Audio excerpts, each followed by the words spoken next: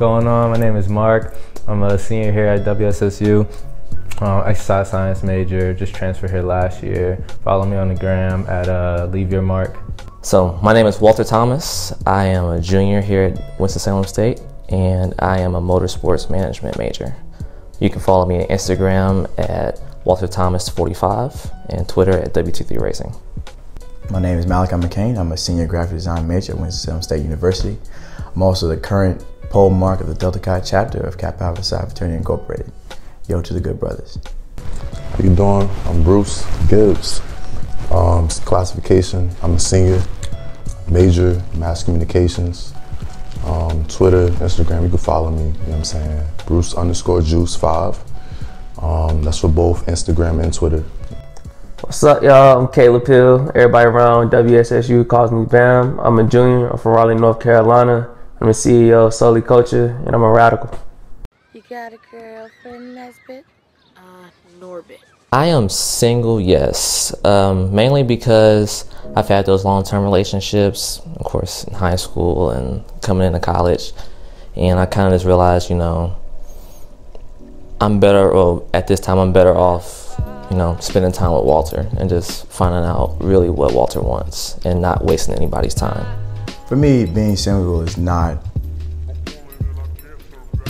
a problem. You know what I'm saying? I think it's more about learning who you are before you're in a relationship.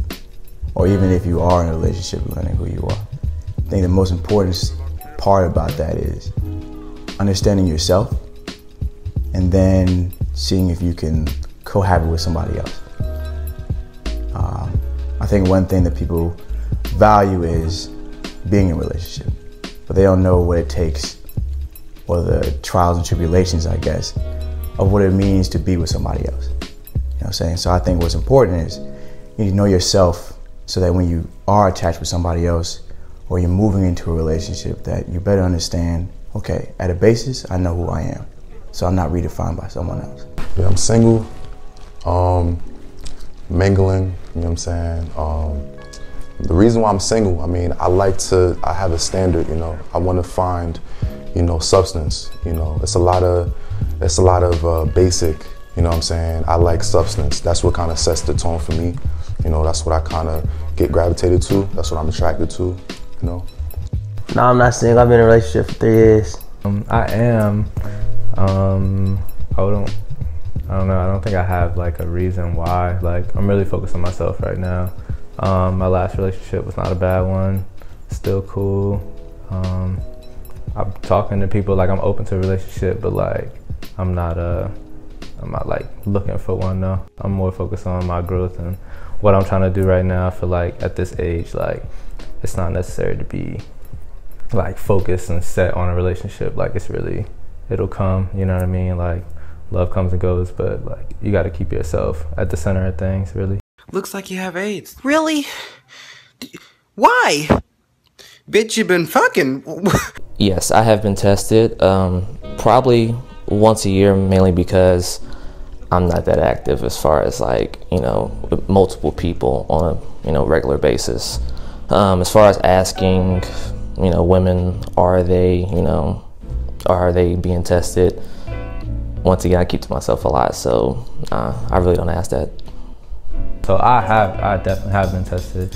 Now I just like recently got tested, just like there was something going on at school, like an event or whatever where they had it. So I haven't like gone regularly, so I can't say like, oh, I go every couple of months, but like I definitely feel like it's important, you know, and I will continue to, but I don't ask. Like, I mean, I've never asked before. I've never been tested for STDs. You might say that's crazy, but I'm not really around like that. I think it is important to be tested. I think if you're active in that way, it is important to get tested regularly, whether it's once a month or twice. And I would rather ask somebody a question that could affect the rest of my life, so that if it's a yes or a no, you know what I'm saying, I can make a decision. It's best to go into a situation informed than to go uninformed. Yeah, I've been tested before. How often do you get tested? I get tested like every 2 months. And do you ask the person's status before you have sex with them? Nah, I don't think my baby girl cheating on me. Yes, I feel like that's very important. I mean, I take that very seriously. I mean, I feel like, you know, a lot of people, they don't really take it. They kind of leave it under the rug, and they play around with that. But you know, me, like, I'm really kind of cautious with that. Yes, I do get tested. You know, actually, I get tested, I want to say a month. I want to do that at least once a month, you know, just to check and see if I'm all right, you know. But that's very critical for me. If there is something going on in your life that is bothering you, tell me. There's no. I usually seek help, as far as like depending on how serious it may be, whether it be something going on in my family or something going on with a close friend of the family. It's definitely important to seek help, especially when, you know, you're dealing with something serious, and or if it's not that serious. It's good getting a different opinion. This is something like I'm working on really, because like in the past, like I've been really like bottled up and like hold things in, you know what I mean? Where like it can be a team effort instead of like, no, I'm good, like let me go on, let me focus. But like, you know, that's not always the way to approach things. Like it's some things that like you need to handle on your own, and it's some things like you need assistance or guidance or just support. Like even if it's not like they got to carry the problem with you, but like just someone to confide in and talk to. Like I think I definitely talk about it. I mean, I'd rather, you know, communicate that if I find out something. You know, the communication is key. You know, you don't want to, you know, find out something yourself. You know, you want to kind of talk it out and have that convo with that person, that significant other. You know, so you can kind of clear everything up, and then you good. Like, you know, you got nothing else to worry about. Our relationships, I like to confide in myself. If I go through something, I usually keep it in. I don't really talk to them about it. But I understand that over the past, that doesn't work. It only causes problems, and it allows you to blow up on small things. Like if you didn't clean up your bowl of spaghetti off of the counter, you know what I'm saying? I asked you to pick it up, and then you get mad at me, I get mad at you, and it's an argument. But it wasn't really even about that. So I think it's important not to keep things to yourself. I think it's important to, even if it hurts or even if it feels forced, just to start talking. Well, when I'm going through something, first thing I do, I'll talk to myself about it. We got these mirrors in my room, it's like 4 mirrors, so I talk to myself. I say, self, myself will be like, what's up? Then we'll have a conversation. Then if I feel like I can't get through it, then I'll confide in my spouse, see what she got to say, then talk to God about it. Ain't going to church today. Yeah, man, I'll go, but what time your church let out, man? Yes, because I've dated women before that have had different beliefs, whether it be religion, the way to look at the world. Like for me, I was super green in high school as far as like, for instance, like marijuana. I dated a girl who smoked, and of course I don't smoke, so it was like, it's a little different, but I like you. So just because you do that doesn't mean I'm gonna do it, but at the same time, you know, I like rocking with you. Yeah, I mean, that's not like, that can't be a deciding factor, you know what I mean? I'm not gonna say like no, but I mean, I'll be less likely, I guess, you know what I mean? Like I gotta understand your point of view or your perspective, like in comparison to mine, but it doesn't mean no. If a girl did not have the same beliefs as I did, I think that it depends on what beliefs it is. I mean, they say opposites attract, but there has to be some sort of similarities, especially in important things. I'm a Christian man myself, so dating someone that also is a Christian is very important to me. You know what I'm saying? I was raised in a family where our belief system was the core of our values. You know what I'm saying? So I grew up with very strong values, and my friends could attest to that. Like, we were getting arguments all the time, you know, and I think that having similar beliefs will avoid those type of arguments, especially arguments about things that your life is built on. So I think that's very important to go in a relationship with someone who has similar values to you. Now, you don't have to be completely the same, you know what I'm saying? It's not like you have to believe in eating at the same place all the time, you know what I'm saying? It's good to have a little diversity. But as far as things that you won't budge on, or as far as things that are very important to you, as far as like your morality and your family, I think that it's very important to have someone that has similar values, if not the same. That is so important. I mean, I'm a Christian, So just thinking about it in that term, for example, somebody's Muslim and I'm Christian. I feel like, you know, the balance between knowing, you know, having a higher being, you know, just having a difference, you know, that difference in religion and belief, you know, is going to come about, you know, sooner or later, and it can be a conflict. You know, it can clash heads, and it can really cause, you know, detrimental, like, you know, effects to the relationship. So that's really important, you know, having somebody who has the same beliefs as me. It can be challenging, but we gotta be, our psyche gotta be there at some point. So like, you can go left, I can go right at some things, but most things we need to kinda agree on, so, you know, everything can stay genuine, the flow will still be good. So we gotta, you can have your own beliefs, but at some point we gotta come to like a common ground so we can keep everything pushing. You can help me raise this baby. Wow. Wow, that's crazy. But we got this. We're gonna figure out, you know, what's the best thing to do moving forward, whether it be, you know, us having a kid, weighing our options, you know, if you want to keep it or not. It's just something we're gonna do together, regardless of what it may be. If I got a girl I was talking to pregnant, my initial response, I believe, would be calm. Now, I feel like people won't believe that, but I've seen a lot of situations where people have gotten pregnant outside of being married, or just somebody you're talking to. And one thing I understand is freaking out and, you know what I'm saying, denying it and stuff like that. That just causes more problems. So I think it's important to have a level head. I mean, I come from a family where, like, I was had outside of marriage. Like, my dad talked to my mom, they had sex, and they had me. You know what I'm saying? Or I had my brother, then me, and then like saying, nah, that wasn't me, nah, this, that, and the third, that doesn't help anything. So I think it's important just to stay calm and to communicate. I think it's important to make steps. Okay, let's get this tested. All right, let's make a plan. All right, what are we gonna do? You know what I'm saying? And also take charge. I think I would take charge, like, be a leader. There's no point in just hiding behind like, nah, it wasn't me. You know what I'm saying? If it's a possibility, it could be you, then it could be you, until it's tested otherwise. You know what I'm saying? But that doesn't mean you shirk your responsibilities, and that doesn't mean you just act like it wasn't you. So I think it's important to take responsibility. So that's why I feel like my initial reaction to something like that would be to be calm. Like, as much as I don't need that right now, like, I don't believe in the negative reaction to that. That's a no, regardless. You know what I mean? Whether it's from like your family or whatever, I think you need to be supportive. Like, having a child is not a bad thing. That's a blessing. Like, no matter when it happens, you know what I mean? So it may not be convenient, but I feel like if that were to happen, like, a lot of things would change. I probably wouldn't be going to school, you know, but like, I would buckle up and provide. Like, I'm gonna do what I gotta do, for sure. Right now, it'll be a little like, well, we gotta relax, cause like I still got one more year in school left. So I don't know, but I mean, me and my girl been talking for 3 years. So I mean, I wouldn't be upset with it, cause we already know what's going on. But like, kids right now, no. I would be like, huh?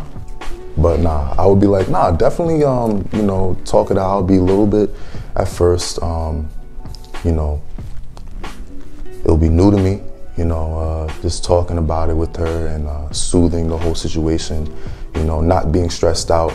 It can kind of, you know, relieve a lot of other problems, you know. You don't want to be panicking when stuff like that comes about, you know. You just kind of talk it out and clear up things and, you know, work it out.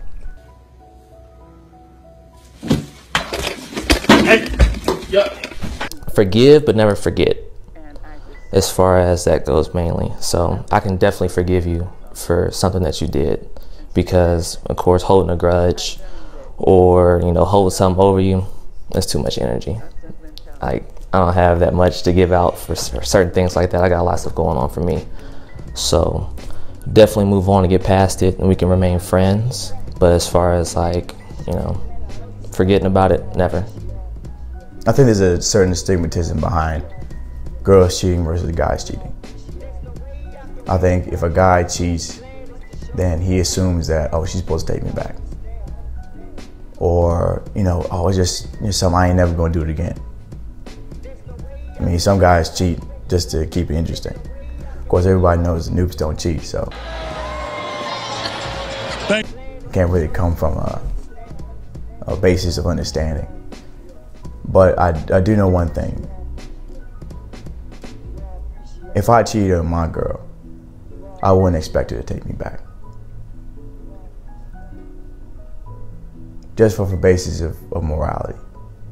If I said that I wouldn't cheat at the beginning of the relationship, and I cheat, then I've sacrificed that morality. Basically, you don't even know me. So if we're coming off of an understanding of that, look, we're in a relationship together, and that we're going to grow together, and that it's between me and you, and I break that bond, then I'm no longer who I said I was. I think if somebody says who they are and they break that, then you need to value yourself and step away. Yeah, if like she deserved my forgiveness, you know, like that's like, I don't know. I wouldn't not forgive her just because of the act, but you gotta prove, you know what I mean? Like words is words. You gotta prove to me and show me like with action that things have changed, you know what I mean? I think that goes vice versa. Like forgiveness is all good. Like that's not like a one strike thing, but like you're gonna have to do a lot to prove that, you know, that's no longer gonna be the case. Like eventually, yeah, I would forgive her, but I feel like I'm a bit of a double standard when it comes to cheating with dudes and females, I'm not gonna lie. So y'all might eat me alive for this. I just feel like when a female cheats, it's a little bit worse because it's like more so emotional sometimes. But I mean, if it's out of spite, that's different. But eventually, yeah, I would forgive her. You know what I'm saying? I ain't gonna be there, hold something against her forever. I don't really hold grudges like that. I'm trying to work on it. I used to hold grudges real bad, but I feel like we got too much going on. Be like, nah, fuck out of here. That's a code, you know what I'm saying? Like, guy code, you know what I'm saying? If a girl cheats on you and that's your girl, like, you know, y'all been dealing with each other, you know, y'all really close, you know, if y'all in love, you know, it's a lot of different things that play into that, you know. Cheating is not okay. I mean, I don't condone cheating for anybody. It can really cause a lot of stress and problems, and like mentally, you know, health-wise, it can kind of tear down somebody. So, you know, I wouldn't want to be in a relationship with somebody who has the potential to do that or has done that to me. I would kind of leave it up and kind of cut it off. What? I'm off my period. I'm about to get some sex. If she was asleep, I wouldn't even wake her up. I'd go to the restroom, get her like a wash rag or a towel, you know, clean herself up, let her know, hey, you know, you had an accident, or you know, this occurred, so I'm gonna clean you up, throw the sheets in the washer, and you know, basically move on from there. You got blood on my bed, like, you know, obviously periods is normal, you know, it's a part of like the menstrual cycle for a woman. You know, obviously I wouldn't kind of bug out, you know what I'm saying? Like, oh my God, you got blood on my bed. Nah, like it would be like, wow, like you're on your period, like you didn't tell me, or, you know, this communication, that's so important with so much stuff. You know, if you can communicate that out, you know, it won't be as bad, but obviously if it's blood on your bed, you know, you kind of like, oh, there's blood on my bed, like, what is this? But no. I wouldn't be happy, but I'm not gonna react in the moment. I'm not gonna react because I can already, like, I could imagine like how uncomfortable that would be, you know what I mean, for her, or like embarrassing in a way. So like I wouldn't like react negatively. That would just make matters worse. So I would be real cool about it, or I would seem real cool about it, but like I wouldn't be happy. Hey man, listen. Man, that's a we gonna have to talk about it. I'm not gonna lie, we're gonna have to talk about it because you knew and I knew, you know what I'm saying? So I ain't gonna trip, but we gotta have some rules going on. Like you need to tell me like I need to put another cover up there or something like that. Maybe get you something you can lay on, because I ain't really in the business of cleaning up all that. But I ain't gonna trip because you know you're my baby girl, so I ain't gonna trip like that. But you gotta let me know for real. I mean, it's a natural part of life of a woman's life. And I think that freaking out about it, or like overreacting about it, is just, it's petty, it's childish. Just wash your sheets or throw them away, go to Walmart, get a new one. You know what I'm saying? It's not that big of a deal.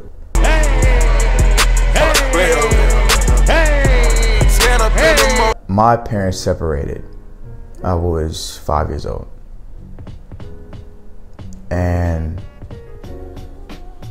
even though my dad lived like maybe an hour away, we didn't see him often. And growing up, that was a defining factor. When I was growing up, I always wanted 3 boys, just like my mom had. My mom said she prayed for 3 boys and she got 3 boys, you know what I'm saying? And I always wanted to prove to myself that if I had the same opportunities, I had the same situation that my father had, that I think I could do better. Now, growing up, I understand why he made the decisions he made. I have a better understanding of what he was going through. As a kid, I didn't understand, but now that I'm older, I look forward to getting married. And not because I want to rush into things, but I want to prove to myself that I can do better. We're together when I was younger. They divorced around the time I was 7 or 8. It definitely didn't have an effect on me back then, but as I got older and saw what few of my friends' parents were together, it's like, wow, that could have been something, you know, real special if my parents were still together. And what they have, you know, I could have had. So moving forward into my life, do I see myself getting married? Yes, but it has to be like that one. Yeah, they still are.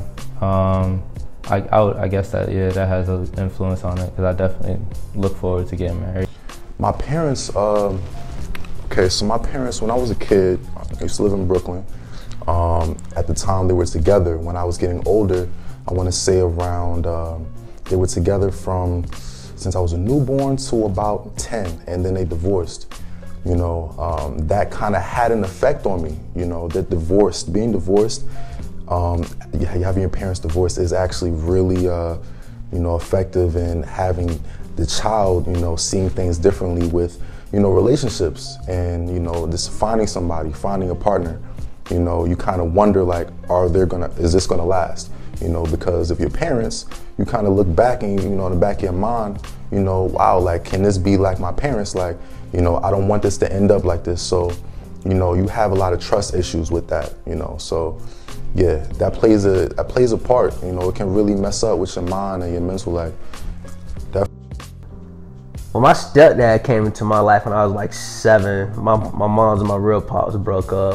So since I was 7 up until now, yeah, my mom, I call my dad. So yeah, they've been together. But marriage, I don't know. I feel like it's something. I feel like marriage is just a title. I feel like if you've been kicking it for a long time, other than the fact that you don't got the missus and missus together, I feel like y'all already considered married. I feel like it's just like a title. I'd rather have a bond than a title initially. But I mean, marriage I'm looking forward to it, but I'm not pressed for it. Dumbass nigga, man. That's what you get, fool. So this one time, me and this girl was in the park in my car. And we wasn't doing nothing that we were, but not like what you're thinking, you know what I mean? Something that we really wasn't supposed to be doing, and the cop showed up, so we had to like flip the script, you know what I mean? Make it look like we was doing something else, which ended up helping out in the long run. Craziest experience I had, I'm gonna say this.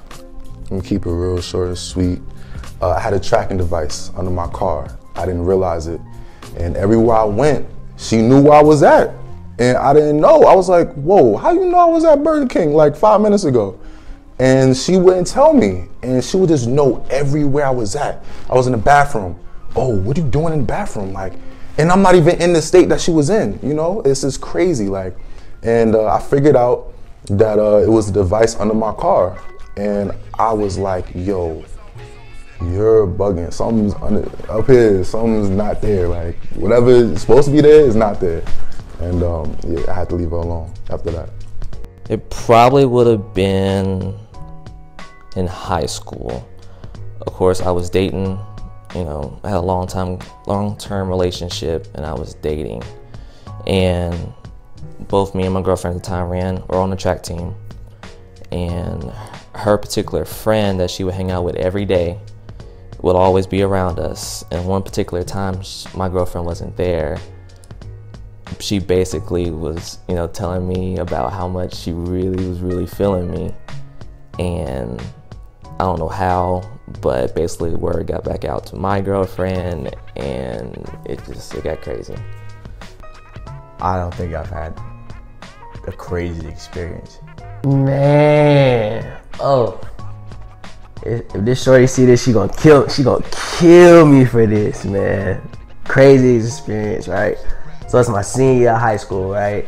I got a scholarship for academics to come to school, and they be watching what I tweet and monitoring what I tweet. So I was dealing with, at the time, she was my ex, you know what I'm saying? So we was already on bad terms because I was like real popular in high school. So she thought we was going to prom together. But then, like, she walks outside, and I'm giving my current girlfriend right now a promposal with the whole school outside, and I'm giving her the promposal. So she just started going in. So her friend gets on Twitter and blowing my Twitter up like, you ain't shit, your new bitch ain't shit, da da da da da, this, that, and the third. Like, she's going in on my Twitter, like, and then like the people who's like granting me the scholarship, they call me like, we see some recent activity on your Twitter that we really don't agree with. We need you to come downtown and talk to us about to see if we can get it cleared up. So I called my ex. I'm like, yo, you gotta tell your homegirl to chill out, da da da da da. She was like, I don't know what she doing, this, that, and the third. So I almost lost like a whole lot of money behind that shit. So she was crazy. Yeah, most definitely. That was probably the crazy experience. Yeah, my ex was off the chain. She was toxic. If y'all got toxic ex, leave them alone. It's bad for you, I'm telling you. My skin better. I lost like 100 pounds when I left her. I got a little beard now. You know what I'm saying? I'm in college. Leave your toxic ex alone and go get you an entrepreneur. We winning. That's all my ladies. Go get you an entrepreneur. We don't lie.